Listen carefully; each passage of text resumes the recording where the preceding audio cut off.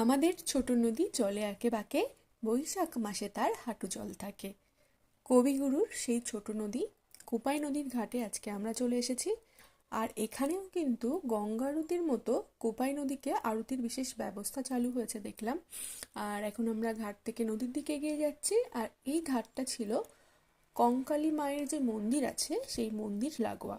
জলটা দেখতেই পাচ্ছ, এখন যদিও বৈশাখ মাস নয়, হাঁটু জল থাকার কথা নয়, কিন্তু তারপরেও জলটা এখন অনেকটাই কম আছে।